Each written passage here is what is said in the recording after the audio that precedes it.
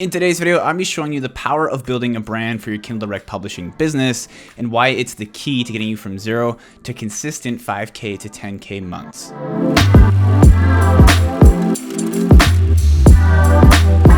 What is going on, guys? Welcome to the channel. If you're new here, my name is Dane, and on this channel I talk all about self-publishing books on Amazon, all on entrepreneurship, and just lifestyle in general. So if that kind of thing interests you, make sure you subscribe, drop a like on the video, and hit the notification bell so you know when I post new videos.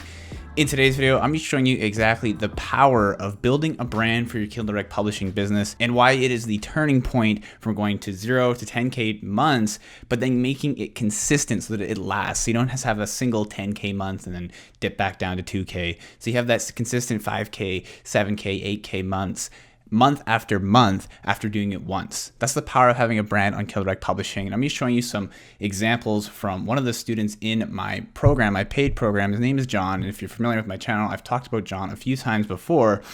But one of the things that John has mastered, and it's really his bread and butter, is creating a brand on Kindle Direct Publishing and leveraging that brand to generate more sales for his books month after month. So if that interests you, we're gonna jump on my computer here. I'm just showing you some things from John's brand, what it's done for him, and the key components that go into building a brand when it comes to Kindle Direct Publishing. So if that interests you, let's dive into my computer and get into this. So we're in my computer here now, and as you can see, we got John on screen here featuring John because I'm just showing you some results from John and why his brand has done so well.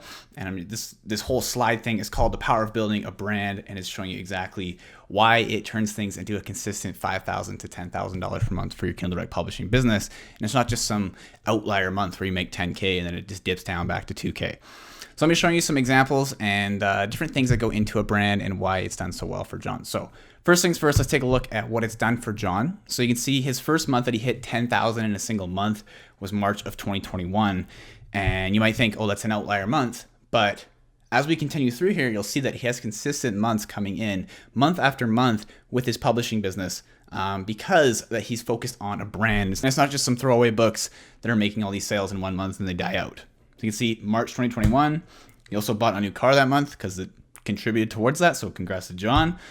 2 months later, he's still pulling in very big numbers. You can see $8,000 in a single month in June 2021. He said he spent around $2,700 in ads, so he's still above the 5K mark there, keeping things consistent. Remember, this is 2 months ahead, and on Kindle Direct Publishing, the summer months are usually the slower months. So for John to be pulling in over $5,000 in a single month in June is very impressive. Moving to July of 2021, which is usually the slowest month of the year on Kindle, John managed to pull in $8,700, and he still managed to keep it around the 5K mark after his advertising costs.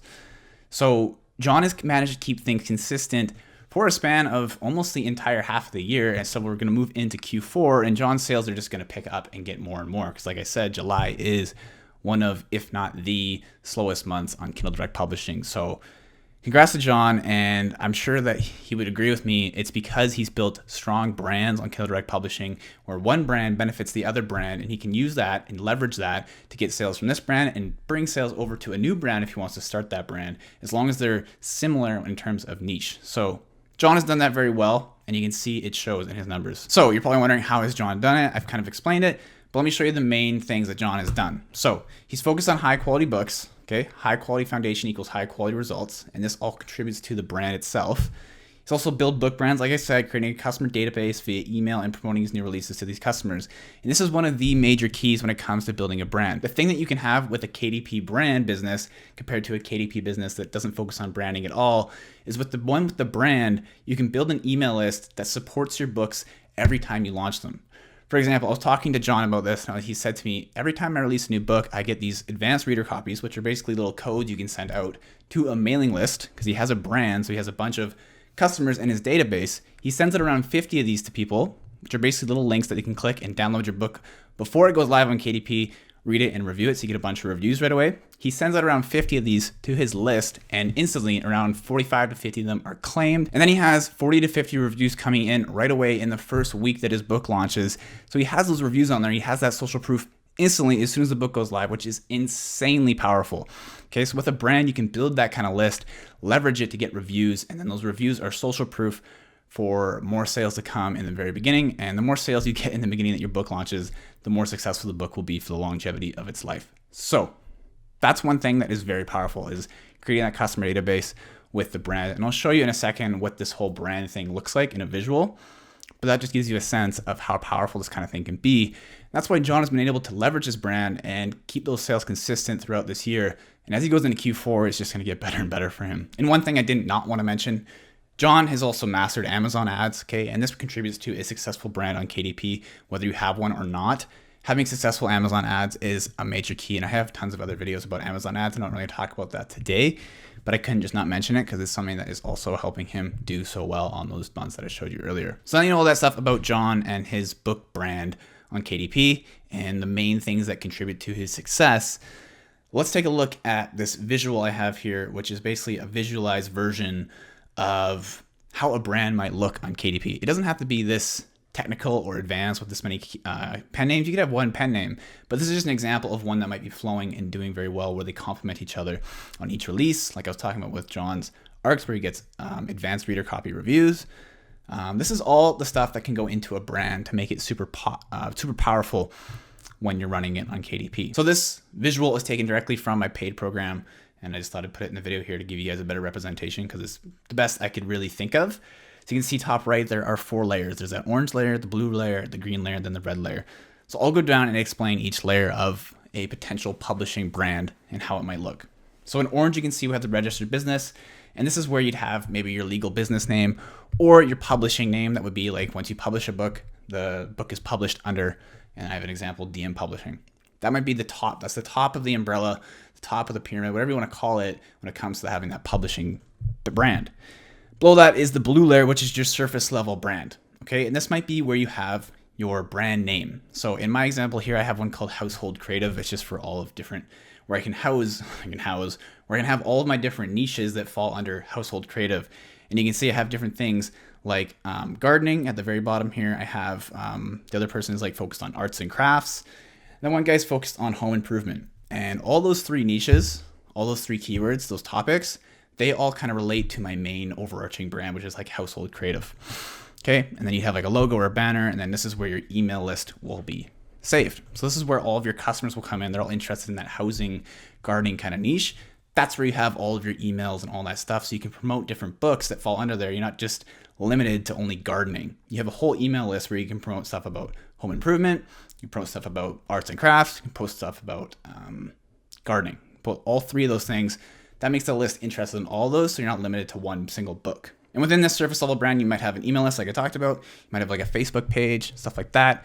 And then you might have a branded website also, so you can promote your books on your website, make a blog, stuff like that. Then we're gonna move into the sub-level pen names. Okay, so this is below your surface level brand, which is like Household Creative.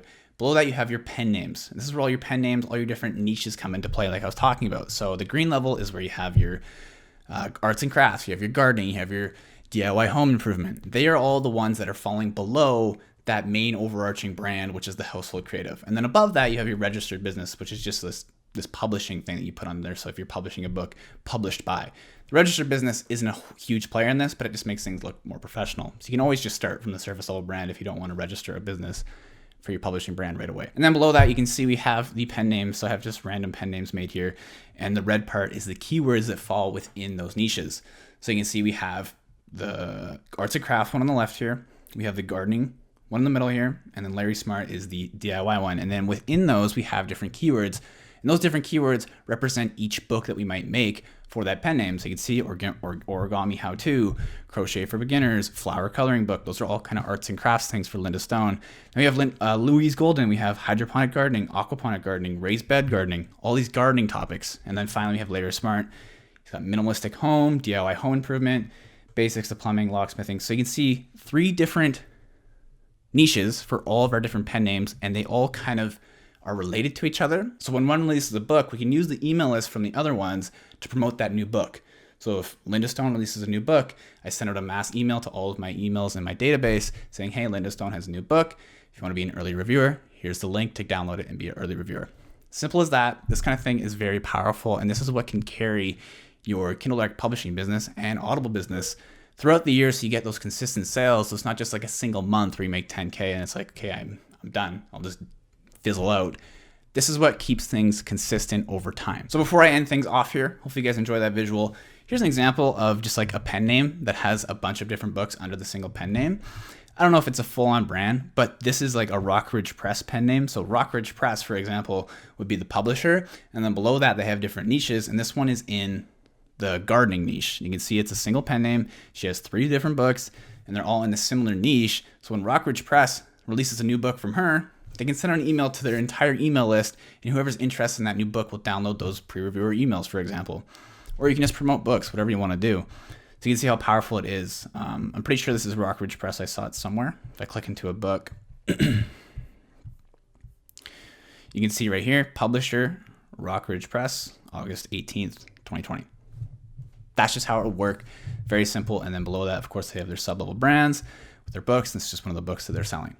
So it just makes sense. It makes things all organized, and it keeps things consistent throughout the year in terms of sales, because you can cross-promote different things amongst different niches when you have one overarching brand with one email list. So that is pretty much it for this video. Hopefully you guys liked my little explanation of KDP book brands. If you have any questions, of course, leave them down in the comment section below. And if you want to get started and you're new-ish, or you're just brand new to self-publishing and you want to get into this online business model, the best thing for you to do right now is click the link, the first link in the description down below. It'll take you to my free, it's 100% free private Facebook group where you can talk about all things publishing, ask any questions you have with all the different members. There's over 3,000 members in there, all talking about publishing every single day.